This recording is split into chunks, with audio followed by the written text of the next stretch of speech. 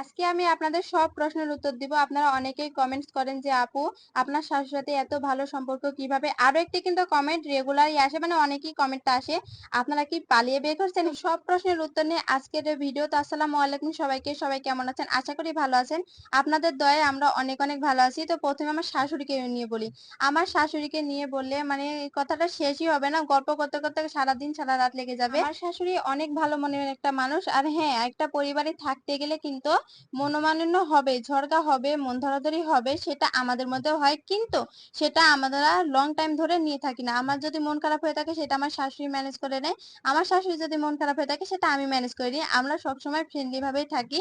যেমন মা মেয়ের বন্ডিং থাকে তেমন আমাদেরও বউ শাশুড়ি মা মেয়ের মতোই বন্ডিং। একটা পরিবারে যদি শাশুড়ির সাথে মা মেয়ের মতো বন্ডিং থাকে তাহলে সে পরিবারটা অনেক সুখের হবে।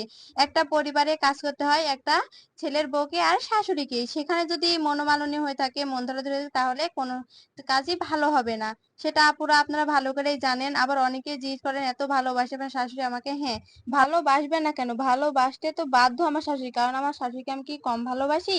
তো আমার শাশুড়িকে নিয়ে আমি আর কিছু বলছি না, কারণ বলতে গেলে রাত মনে করেন পোহাই যাবে। এখন আসি আপনাদের ভাইয়ার আর আমার কাহিনী নিয়ে। তার সাথে তো আমার ঝগড়া সারাদিন লেগেই থাকে, বলতে গেলে মারামারি হয়ে যায়। দিনে ৩-৪ বার ওর সাথে গন্ডগোল হবে, মনোমালিন্য হবে। ভিডিও করতে আসলে তারও বেশি। যারা ভিডিও করেন তারা অবশ্যই জানেন যে কত কষ্টকর এই ভিডিও করা। সে ঘুমায় যাবে, তার শুধু ঘুমানা।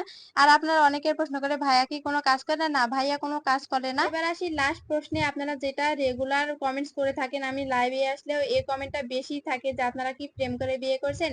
হ্যাঁ আপু ভাইরা, আমরা প্রেম করে বিয়ে করছি। আমরা প্রেম করে বিয়ে করে অনেক সুখী, দোয়া করবেন আমাদের জন্য। আমার শাশুড়ি যেমন সারা জীবন এভাবে ভালোবেসে যায়, আপনাদের ভাইয়া যেন এভাবে ভালোবেসে যায়। তো আজকের মতো বিদায় নিচ্ছি। সবাই ভালো থাকবেন, সুস্থ থাকবেন। দেখা হবে পরবর্তী ভিডিওতে। আল্লাহ হাফেজ।